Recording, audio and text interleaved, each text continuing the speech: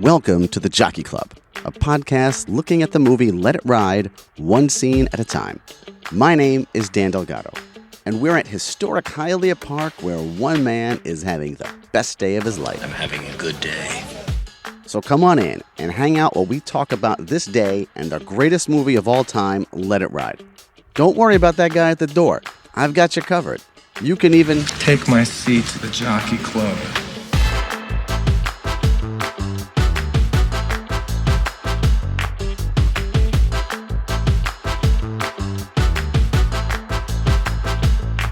Welcome back to the Jockey Club. My name is Dan Delgado. We are up to episode 16, which means that we are doing, yes, the 16th scene of Let It Ride. And really, it's the 16th scene according to me. This is the scene where Trotter is mistaken for a pickpocket named Morgan and winds up in racetrack jail.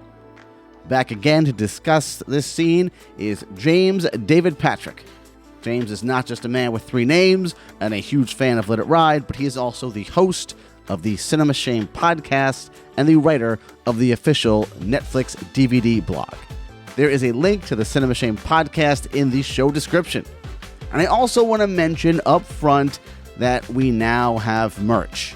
Yes, indeed, if you cannot live without a Jockey Club t-shirt or mug, we now have you covered. Again, there is a link in the show description for you to get one. And if you don't know where the show description is, it is right there on your podcast player. Just go to where it describes what the episode is about, and you should see the links there. Now you can go ahead and get yourself a t-shirt or 6. And if you're playing along at home, this is going to be from minute 41:46 to about 44:07. All right, everybody. Now let's head on up to my usual table at the Jockey Club to discuss the 16th and, yes, quite possibly the most important scene of Let It Ride. Let's get down to business, James. We are talking about the quote-unquote, quite possibly the 16th scene of Let It Ride. 16th. Obviously the most important scene. If nothing else, it very well may be the wackiest scene of the film. It is wacky, but I'm also gonna go bold today. Oh, I like this. All right. I'm gonna go bold. I'm gonna cite some really popular sources. And I'm gonna go out on a limb and say that this may be the most important, not popular, crossing the streams, most important scene in the movie for establishing what this movie wants to say. Oh, wow. Wow, we are going bold here. This is the most important scene in the movie. This is my 5th appearance, and I've got to take it up a notch, and I think that requires a bold statement. That's true. I've been checking with the higher ups, and they said this is a make or break episode for you. So you better bring the heat. And it sounds like you're sober. It sounds like you're ready for it. Okay. So when we begin this scene, we see Reardon and another nameless security guard, and they're looking for Morgan. And all right, I got a question for you, James, right away. Right. Okay, so right away, you see them, they grab a guy. He says, "Hey, what'd I do? Is this Lorin Dreyfuss?" I thought that today, too, when I was rewatching the scene. Okay. He is grandstand person. This person does have a line which would make sense as to why he's credited. I think it is. I think it has to be, because that's the joke. When yes. I watched this scene 3 times when I was doing my notes, and the second time it registered because they grab a guy who looks like their description. Right. And then they grab the guy they really think is the guy in the description, which is, of course, Richard Dreyfuss. So it would then make sense for the 7 or 8 people that that know who Lorin Dreyfuss is, that recognized him.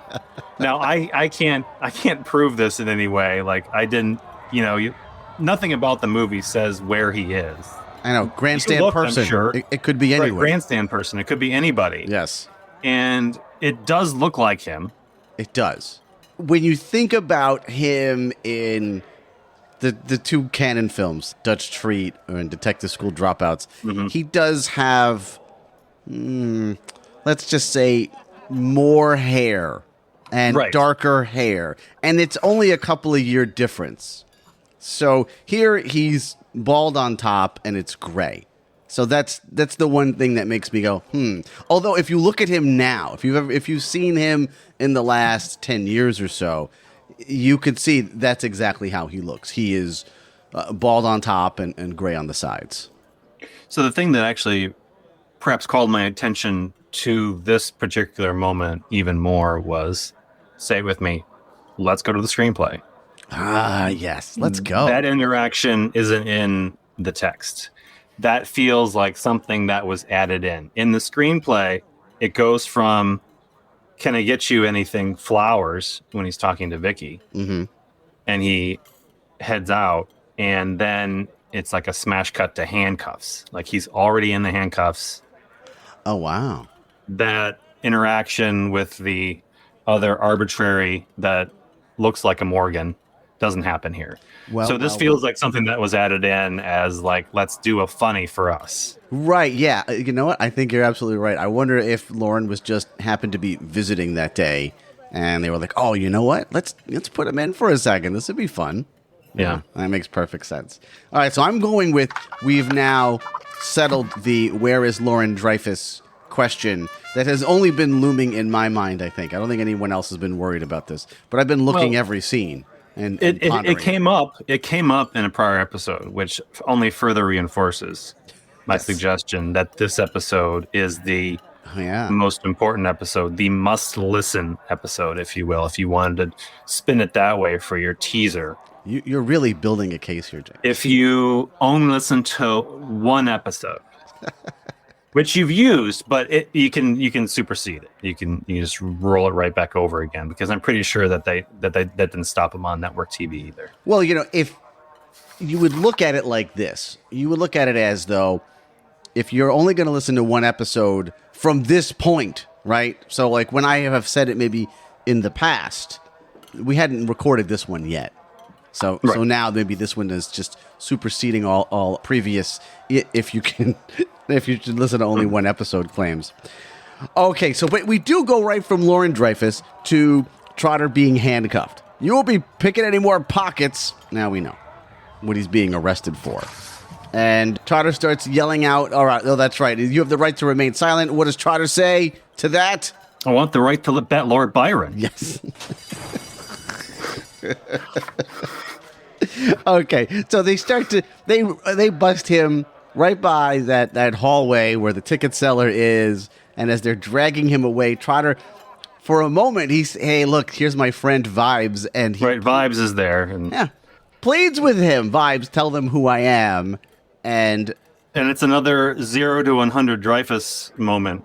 And it goes immediately to, I'll kill you! Yes, as Vibes does not help him. But here's the interesting thing is how in this situation where you see your friend Trotter, and forget the fact that, maybe you're annoyed at him because he had the nerve and the gall to win, right? Right. But here, he's being hauled away. He's being hauled away by the cops. By the security cops, but still. I'm sure Vibes has been there. Looney's been there. They've all been there. This is just another day at the track. I'm sure they're probably looking at it like, he'll get out. What's the big deal? He'll get out. He's not Morgan. It doesn't matter. Yeah, but you know that if you were at the track with somebody you knew and they were being dragged away, you'd take it a lot more seriously. Vibes is just nah, screw you. Depends on the guy. Depends on the guy. All right. So, yes, I'll kill you. I can't believe you. I can't believe you did this to me. Which does make it sound like, I don't know, as though there was a setup involved. Like, just the way he yells that. He didn't do this to him. Vibes did not make him Morgan. All right, so now we're going to be going into whatever the holding area is, whatever the track jail is. Very important moment. Not really, but where Trotter exclaims that, I am not Morgan, goddammit. And do I look like a Morgan? Yes, but Reardon, upon hearing this, says, swearing in public is illegal. which which Right. tells you something very significant about Reardon. It also helps set up a joke later on, or a moment later on in the movie. But I went ahead and I started to wonder, is swearing in public illegal in the state of Florida where this movie takes place? Did you consult the text? I did consult the text, as a matter of fact, and apparently, despite... I'm going to just officially read something here. Despite the broad wording of the statute, a conviction generally cannot stand where the accused merely creates an annoyance, uses profanity, causes a crowd to gather, or displays a belligerent attitude. So, no, not really. Not really illegal. Yeah. But, apparently in some states it is. I think Virginia would be the example, although it's not enforced. In case you're wondering about that. You went deep on this. Somebody had to find out. What does Idaho say? Idaho says, more potatoes. Fuck it. They just say fuck it. That's what they say? All right. They say talk to the militias. That's what they say. Yeah. So Trotter is also, when they start digging into what they're going to do with him, he becomes very concerned for all his yelling and screaming. The one thing that I love is how he changes when it's, you're not going to call my wife, are you? You're right. He's asking for his telephone number, for his address. He asks for his home address or something. You're not calling my wife, are you? Yeah. It's like you're not going to tell my mom, are you? I don't need to get busted here, do I? Okay. So here's the moment. Here's the moment, James, where this movie becomes, for a moment, something else.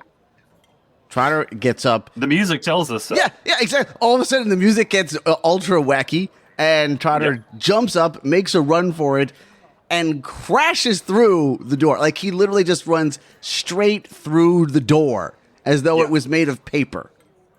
This is... he Hulk smashes it or something. He just, with his hands cuffed behind his back, he lowers his shoulder, and like any good linebacker, plows right through the door.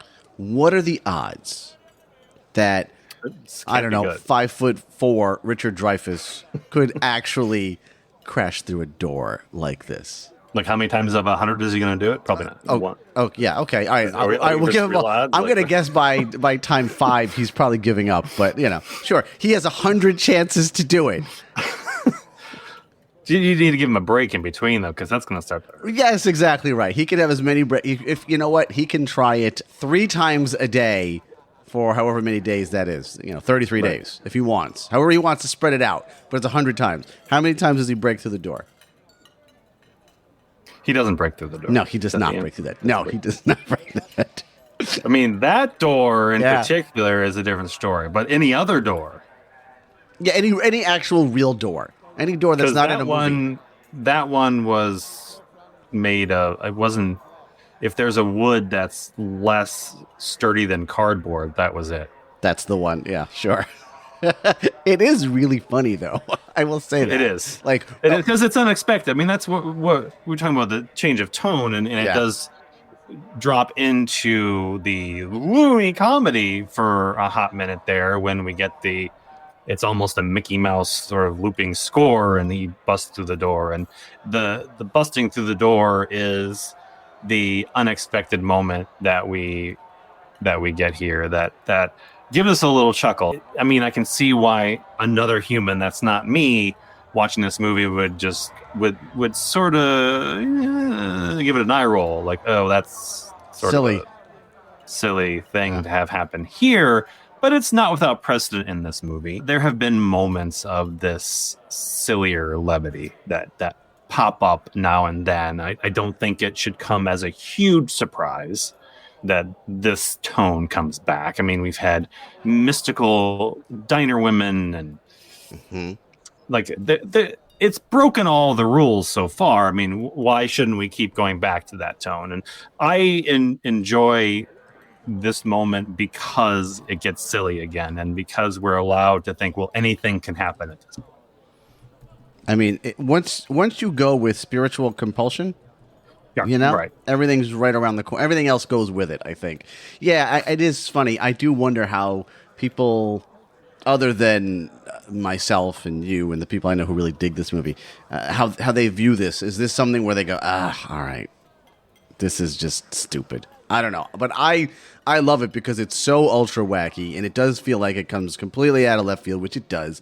And then he's running through the grandstand, and we get all right. Now that's Dreyfuss's mom who says it must be a commercial. Do I have that right? As I did not verify, Okay. but that makes sense. I believe I have read this. I'll go with that. Okay. I also I did verify again that this was a particular note in the script, because watching it, I was like, that feels like another moment that Pitka tossed in as like an inside joke for the crew.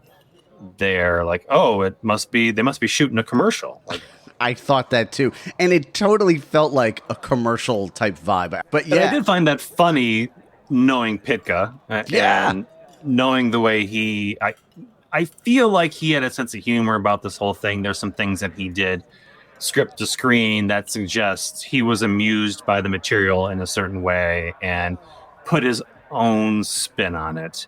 Just a little bit in terms of the humor that was here.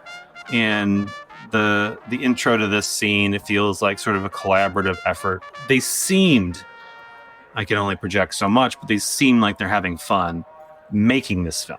Oh my God, absolutely. Do you feel that this scene is maybe too much of a deviation from its source material? Or does this fit in with the tone of Good Vibes? I mean, I wouldn't picture it in. Like, it doesn't feel like Good Vibes. It feels like Let It Ride. And there is certainly a distinction between how I read the book and how I saw it. Sure, absolutely, of course. All right. So we also get our other look at Quinella, at Mary Warnoff. I'm not gonna say her name unless you're around. Run it together. Just Warnoff. There you go. There you go. That's it. Okay, thank you very much. Runs past her. She has one other line. Why are you handcuffed? We're gonna run to the ticket seller. I think this just looks so great the way this is shot as he is running. You see a body dive in front of him, and he jumps over and he slides and starts feverishly trying to take the shoes off, only to just miss it. Right? As soon as he puts he's got the shoe in his mouth, and the ticket seller closes the window, and now here comes the security guard, and and also you see Looney is the person who tripped him up, right? Yes, and the dive, which is so Looney Tunes. Oh, it's very Looney Tunes, right? Yeah, but when Looney stands up to like the reveal that this is the person who tripped him up, who's caused him to miss this bet, right? Which I don't know if he would have made it anyway. He still has to kick off the shoes and bend down and pick them up with the mouth. It didn't seem like it was happening at that point. It really doesn't. The amount of time, like if he had the money out. Yes, but exactly right. Shoe to teller was too much of a transition to make there in the 3 or 4 seconds that he had. Absolutely. That was pushing. All right. But when Looney gets up, the look on his face is like that of...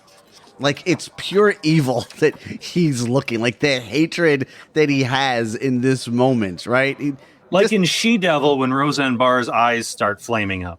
Wow, we're bringing She-Devil in there. I don't know. I don't know why I thought of that movie in that particular moment. But hey, you know what? 1989. It's all good, right? Just throw it all together. That's true. It is 1989. But yeah, you know what? That's actually not a terrible comparison, because you might as well have just like sort of animated red eyes on him or something, because he looks, and David Johansen seems like the kind of guy who could be evil. Like the look that he has. If he was playing someone evil, you could go with that. You could say all right, that makes sense. I mean, that's been part of his persona, the kind of edge that he's walking on. You don't know whether he's good or bad or just plain naughty. Like you just don't know which side he's going to fall on that day.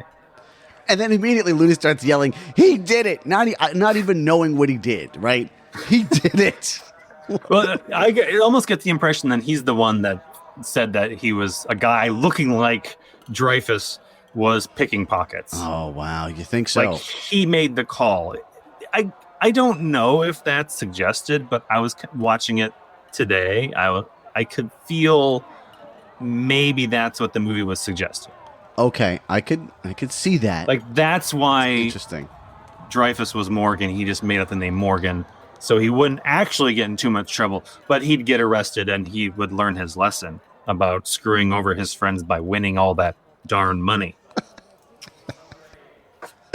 All right, so then Reardon and his partner close in, and now we see Trotter's he's bound and gagged to a chair, like impressively bound and gagged, I should say. And while Reardon is calling to check on his identity, which, by the way, we learned that Trotter lives at 2232 and a half Flamingo Lane, and there is no Flamingo Lane in the Miami area, but there is one in Fort Lauderdale. And while there is no 2232, it's like 24. Like the block is the 2400 block, so it could be close. Trotter could have lived in Fort Lauderdale and driven down to Hialeah. That's, it's believable. Anyway, but really, here's the main thing. Here's what really happens. Here's where I think, James, you're going to start, explaining yourself here. What we've learned is that through all of this nonsense, right? Through the handcuffing and him running around, running through doors, all of this has ended up costing him to miss betting on Lord Byron. And we hear in the background, while Reardon is learning about Flamingo Lane, that Lord Byron has bumped another horse, lost... It's a shocking incident of bumping. It's a shocking incident. Lord Byron has lost the rider. And that was a shocking incident of bumping. So the bet he would have made lost. But not only that. Not only that. And I'm curious to hear your thoughts, because I know you have some, because you promised some at the beginning of the show. Promised thoughts, yeah. But Lord Byron has lost to a horse named Splendid Reason. James, Splendid Reason. What's going on here? Can you explain this to me, please? Okay. Yes. So we're going to go back to Latin. Oh, okay. It's a language I don't know. Well, so that's perfect. Okay, so we've talked a little bit about in past episodes whether this is fate. Yes. Is he fated to win big at the track today? But there's this other question, like, is he... So it's the difference between fate and destiny. Okay. It's an important distinction to make. There's some overlap there. But if you look at what's happening in this scene, we have the intervention that stops him from placing a bet, despite all of his efforts to do so. Yeah. He was handcuffed. That wasn't enough. He makes a mad dash to make the bet, and he's tripped up just before he reaches the window. Destiny, I think the best way to explain it without getting too terribly boring is that destiny is a fork in the road and you have decisions. Okay. Destiny is influenced by choice. Your choices lead you towards your destiny, whatever that choice may be. Fate is a straight line. Fate, there are no branches. You are walking that straight line to your demise. That is your fate. You can't do anything about it. There's nothing you can do to stop fate. You can change your destiny. Okay. Based on the decisions you make. Okay. Early on, we have examples of both. And I'm thinking specifically destiny. He makes a choice to return the tape to the trainer. Oh, okay. And his paths open up for him again when he makes that choice to bring it back to his trainer. Because he's then given the tip on the next race. Because he's done at this point. Yeah. Once he sets that in motion, he's on a new fated path. Because nothing he does here is going to allow him to make that bet. Wow. That's right. No matter all of the choices that he makes this choice to make this bet, to bet on the favorite. He makes this choice to break out of the track jail and burst through doors. Bust through that door. I mean, bust through that door, yeah. Superhuman desire to make the bet on Lord Byron. And that still does not work. It doesn't work. So fate in Latin is fatum. I can't. It's been too long, but it means that which has been spoken. Okay. He's not going to make this bet. He's not going to be allowed. Okay. When I was pondering this today and trying to figure out how to approach this from an outside angle, I kept going back to the argument of fate versus destiny in Romeo and Juliet and how those two are intertwined and the differences in the arguments between are they fated to die or is it their destiny to die at the end of Romeo and Juliet? And there's a mixture of both, but that's the opposite example. Though I if I'm remembering my many semesters of Shakespeare correctly, it has to do with their repeated choices and the decisions that they make.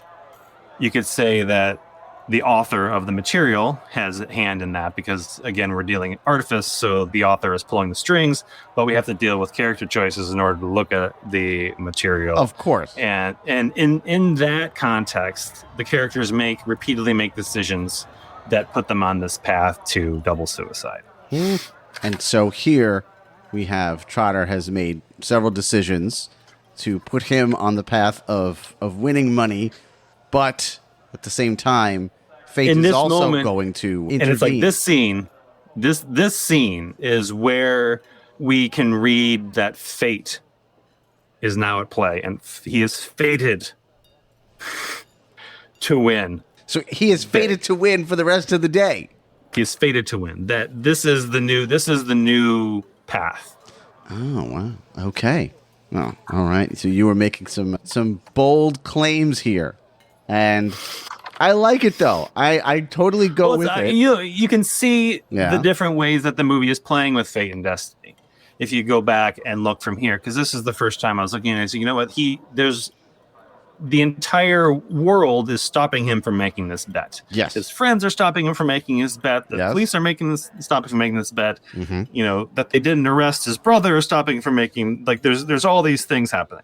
Yes. So, but why? Like, any of those things that don't happen, he makes the bet, he loses everything, movie's over, and he loses his wife. His whole life goes to hell again because he lost all the money.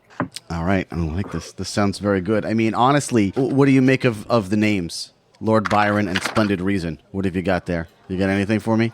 I mean, Splendid Reason sounds like it's a good reason that you lost. It's a good reason Lord Byron did not win. It's a good reason that you did not bet in this race.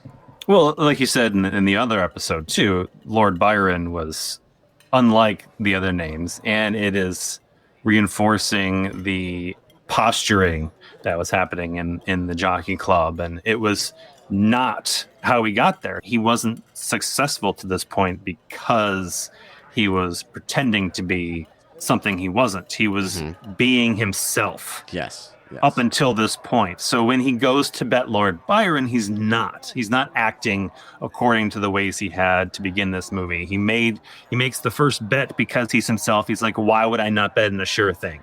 You bet on a sure thing. Mm-hmm. Yeah. And it's at this moment, and even though we are kind of leaning into the next scene, but perfectly, there's no rules here. We do what we want. That's right. I always think of Trotter like noticing this and like, weirder and weirder. I didn't lose, right? He is aware something weird is going on here on this day. He is aware of the spiritual compulsion, or the destiny, or the fate, or maybe maybe that's all three. Maybe that's the holy triumvirate. Spiritual compulsion is the part that we didn't discuss in Romeo and Juliet. Yeah, really. You need to maybe go back and explain a few things to those people. I think I still have my professor's email address. I'll have to go back and see what she thinks about spiritual compulsion. See if we can work that into the curriculum. You think if we put that on a T-shirt, it would sell? You think that's a catchphrase we should get going? Should I start using a hashtag spiritual compulsion? I'll make that T-shirt. I'll make the spiritual compulsion shirt. We'll just put it on and see what We'll find him on the streets in every American town, and by next Tuesday? I like it. I mean, I feel like that's something, a vibe that people can really get behind. It doesn't even have to do with "Let It Ride." Just the phrase, just those two words together. It's a universal concept. Exactly right. About everything and nothing at all. Well, we're at the end of this scene. You got anything else that we should be thinking about here, James? thinking about. We should be pondering here as before we go back into the Jockey Club and go back to all of our new friends up there. No, I don't think so. The only thing that I had marked that I found very entertaining was the screenplay use of shocking incident of bumping, because it's funny in the film when Dreyfuss repeats it. Yes. Because you hear the track announcer say, "Oh, that's a shocking incident of bumping. Lord Byron has lost the jockey, lost the rider." I can't remember exactly the thing he says. Lost the rider. Lost the rider. And then in the scene description of the next Jockey Club scene, Trotter and the four cops are watching the replay of the third race in the comfort of Trotter's box. On the screen, Lord Byron is losing his jockey in a shocking incident of bumping. And then the next line in the screenplay is Trotter. Oh, that's what a shocking incident of bumping. Oh, okay. I like that. That's funny though. So it's funny in screen, and there's a little joke in the screenplay, in the description in the screenplay for anyone reading it, which I thought was fantastic. Yeah, that's nice. I like that. All right. The repetition of a shocking incident of bumping. I think that's just another T-shirt right there.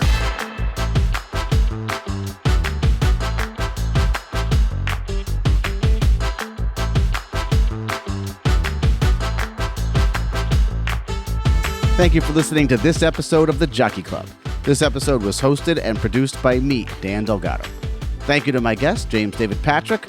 Look for James's podcast, Cinema Shame, wherever you got this podcast from. And yes, as I stated at the beginning, there is a link to it in the show description. You can also find a link in the show description to get yourself some Jockey Club merch as well. Our theme music is from Epidemic Sound. Our cover art is by Sean Labrie. And if you enjoyed this episode, and I certainly hope that you enjoyed this episode, then you can help out the show by buying me a coffee. It's essentially like leaving a tip. This is really a thing, and there is a link, again, in the show description on how to do it. But if you're saving up all your pennies because you've got a hot tip coming up this weekend, I understand. You can still support the show by leaving a 5-star review on Apple Podcasts, Spotify, or wherever you may be listening to this. And maybe you're not listening to this on Apple Podcasts or Spotify, but you have those apps anyway. You can still go over there and leave a 5-star review, and it costs you nothing. And in the end, what it does is it fills my heart with joy. You can contact me through email. It's dan@moviemaker.com. I am constantly on Twitter at _Dan_Delgado, or even better, you can find me hanging around the Repod app, which is a great way to not only listen to podcasts, but to interact with podcast hosts like me. Find it in your app store. Come on by and say hello. This has been Dan Delgado for the Jockey Club. And remember, sometimes you could be walking around lucky and not even know it.